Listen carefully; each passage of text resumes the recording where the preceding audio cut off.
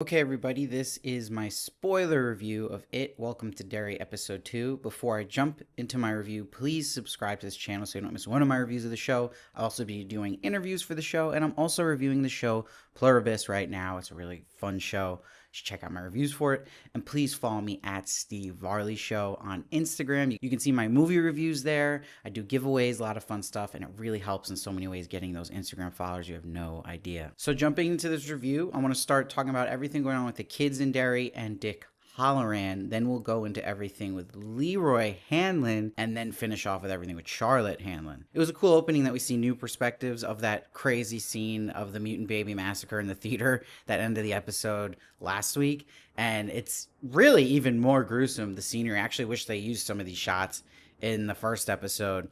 But this is actually coming from the perspective of Lily reliving it in a nightmare. So I'm happy we got to see Lily again, and we got more story with her character. I was worried with how they've cast the leads in the show that it was mostly adults, that we wouldn't get much time with the kids again, but we are still getting that, so I'm happy they're doing that. I think it's some of the more interesting stuff going on in the show. Now, with Ronnie, the cops are sitting outside of her house.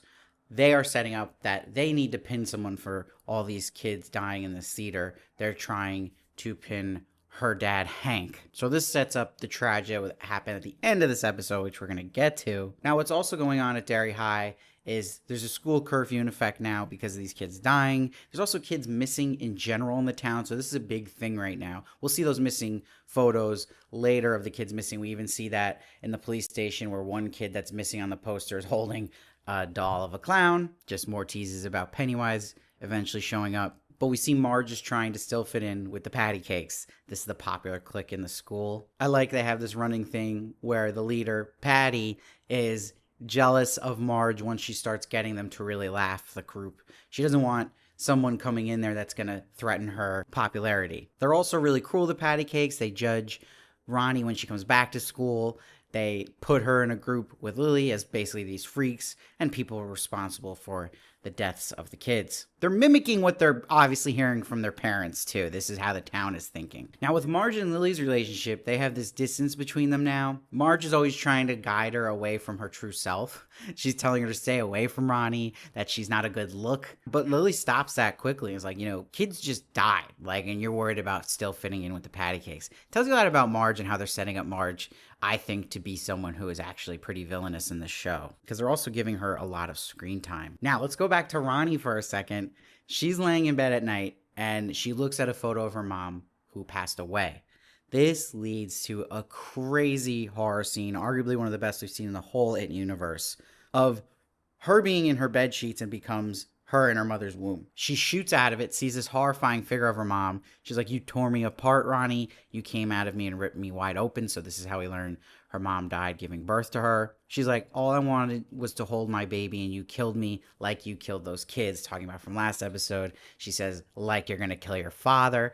This is crazy, and this is exactly how it speaks. It feeds on fear and guilt on people. And when that umbilical cord came out and shot at her, that was wild. This is really cool prosthetics, really cool practical effects blended in here. And she sees those lights in the womb, which was really cool to see. Just a phenomenal horror scene. It really brought up the score for me in this episode. And there's another one coming up later in the episode, which we'll get to in a minute. But back to Lily. She doesn't sit with Marge and the patty cakes at lunch. She'd rather sit by herself. So Lily's such a likable character. But this is where Ronnie will come to her, and it gets a little more gray for Lily, right? Because she's put in a bad spot where Lily tells the cops not really what happened. She doesn't want to sound crazy because she doesn't want to be put back in Juniper Hill. She has already the reputation of Loony Lily. So she just goes as she didn't really know what happened and wasn't sure what she saw. Ronnie wants her to tell the cops she saw a monster, to have anything to make her dad look more innocent. And it's a cool scene when this tension is happening between her and Ronnie, that the patty cakes are pounding the table. I really like that. So it's really setting up this conflict between Ronnie and Lily, and makes things interesting after the aftermath of this event,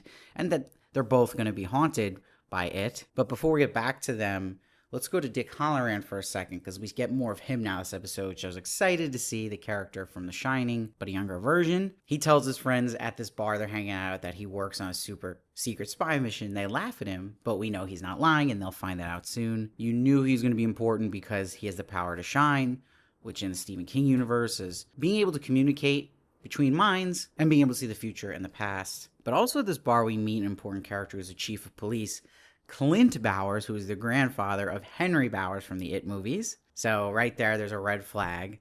And he's getting pressured by councilmen to arrest Ronnie's father, Hank. So this is setting up where he's going in his intentions. But we'll see that Dick Holleran gets special privileges at the airbase because he's someone important. They are using his shine at these dig sites. So this is setting up a big reveal for the end of the episode that's going to connect to Leroy and how Leroy and Dick Holleran are going to connect. Now, back with the kids at Derry, we meet for the first time Will Hanlon, who is the father of Mike Hanlon, who we know from the It movies. I'm very impressed by this kid's performance, by the way, too. There's a lot of dynamic acting already in his performance, really impressive. But he makes a friend with this marching band friend, Rich. Rich has a crush on Marge. He checks her out. And then there's a stink bomb thrown in front of Will. This gives him detention. He runs into this teacher who's clearly racist, doesn't like him. And now Will in his detention, though, will meet Ronnie. So you could jump there and go, oh, there's a connection there. They have the line where Ronnie says to Will, you're weird, and he says takes one to know one.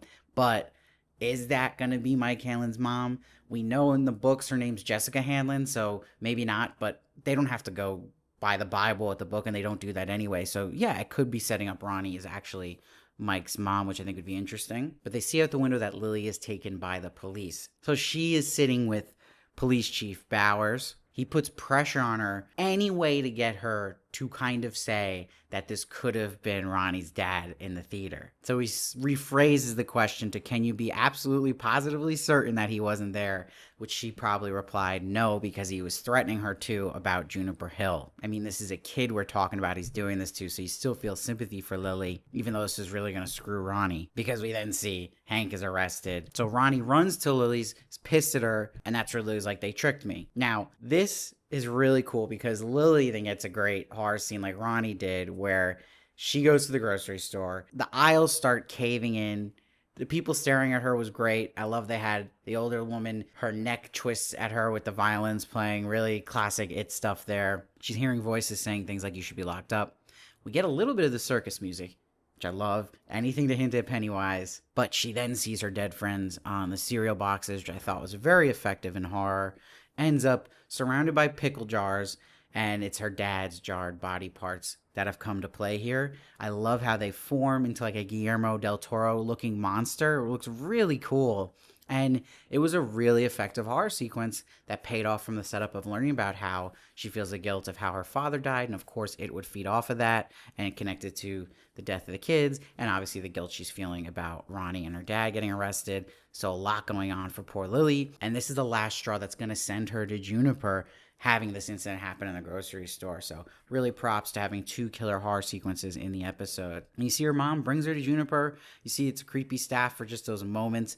So we'll see what happens with Lily there and how much more we'll see of Lily in general. But I am very interested to see what goes on with her at Juniper and her importance on the story as a whole. I definitely think the kid stuff so far in the show has definitely been the strongest point. Now let's go to everything with Leroy Hanlon. It's first revealed that Masters, the racist soldier that works under him, was one of the men who attacked him in the night. But we'll learn the real truth of this because that isn't the truth, and Leroy's onto it quickly. He recognizes the gun that was used was an old Soviet model, which I think is important too because something sketchy about Shaw that he would hire someone who's definitely got Soviet ties for them able to use that gun and saying how complicated it is to use. So we'll see. But we'll see that Leroy goes to Masters in his jail cell later on. He's like, there's no way you could cock the gun that fast. Rileys him up on purpose, so he tries to use the gun.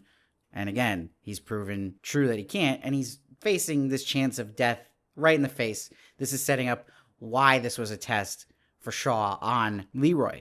Because it's revealed that his brain injury in the war was a damaged amygdala.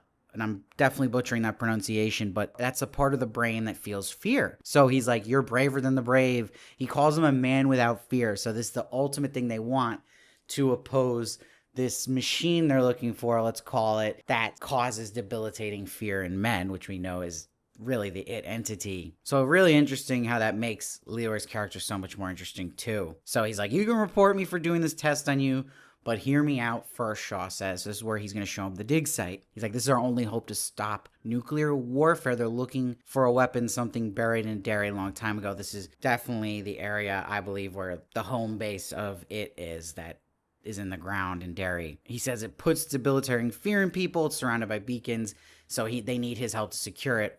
And Holleran, of course, will wink at him because they used Holleran in these dig sites to find this entity. So it's brought up from the ground is this car with dead bodies in it, clearly killed by fear. And you see it ends with the line, "We're close." So it ends with credit song with the lyrics saying, "Hush, hush, hush, here comes the boogeyman." So, again, just that exciting presence of eventually seeing Pennywise and having it already in the show. And that form of Pennywise, I'm very excited to see. I've come around now to that they're holding him. At first, I was annoyed we didn't see him in the first episode, and I thought maybe we'd see him in the grocery store scene here. We still haven't seen him, but I get it because it's a long show. There's so much time to kill, and you don't want to burn through it and keep using Pennywise, and then it's overdone. So it's leaving this hype for, when will we see him? Now, the last thing I want to cover is everything going on with Charlotte. We meet her for the first time here, Leroy's wife. They're in this new beautiful house in the neighborhood in Derry. They're already getting weird stares from the neighbor, and it's like this get out feeling for the Hanlons, and Charlotte is attuned to it very fast. You see that even when they have the dinner scene later with her and Leroy and Will, Leroy's the stay quiet type in these situations where Charlotte is the rebel. She fights for the truth and justice, especially when they're talking about their past. That's been the history of their relationship. And we see Charlotte walking through Derry, sees the Paul Bunyan statue being put up, which was cool. People protesting it. But we meet the local butcher, Stan Kirsch. He's like, "Kids call me Stanley Cleaver," and he puts the cleaving thing up. So I feel like he's going to be possessed by it at some point. But she sees a kid being beat up and intervenes, runs to help him while everyone's watching and doing nothing. You could hypothesize that this was the it entity taking over these people, stopping them just staring, but I don't think it was. I think it's just the people of Derry in general. I think it's trying to trick you. What was also a cool Easter egg is we see Charlotte goes to the second-hand Rose antique shop, which is the same one we saw Stephen King playing the owner there in the It Chapter 2 movie. And it connects to Dark Tower as well, that Easter egg. I haven't read Dark Tower yet. I'm excited to. I'm eventually going to. But that obviously alludes to that as well, if you look that up. But it's weird because the shop owner here is sketchy. There's a sketchy camera angle holding on her at the end of the scene while she watches Charlotte. So that's something to look out for too. So everyone around Charlotte and Derry is odd and obviously judging her. So this episode had some slow going in it. It had a slow pace. It wasn't the best, but I think it's setting up some really interesting things. I still think there's a lot to reveal in this show, so I can't even really judge the show at all yet because it feels like there's a lot of setup going on, and we don't know what the actual end game is here yet. But I think that everything going on with the horror sequences, the one with Ronnie in the bedroom, the one with Lily in the grocery store, were amazing and things I won't forget. So that brings up the score a lot for me. I think they finally made Leroy's story much more interesting with the reveal about the brain injury and what it actually is and how he's going to connect to it. Same thing involving Dick Holleran. And I think everything with Charlotte's going to start cooking up very fast, especially because they set her up as a rebel too and not someone who just sits around. So I am excited for where this is going. But I think at the end of the day, this episode, besides the two haunting scenes, will probably be a little forgettable at the end of the day. So I'm going to give this one a rating of an 8. But I do think this is going to go up. I think we're going to get some crazy episodes coming up, and I'm still very intrigued about what's to happen, and it's very good for a show like this in the opening episodes to make you want to watch more, and I definitely feel that, and I'm hyped to see Pennywise whenever he comes. So let me know your thoughts down below. I love to hear your thoughts. I read every comment, try to respond as many as I can. Hit that sub button. It helps in so many ways, and follow on Instagram. You have no idea, and I'll see you next time.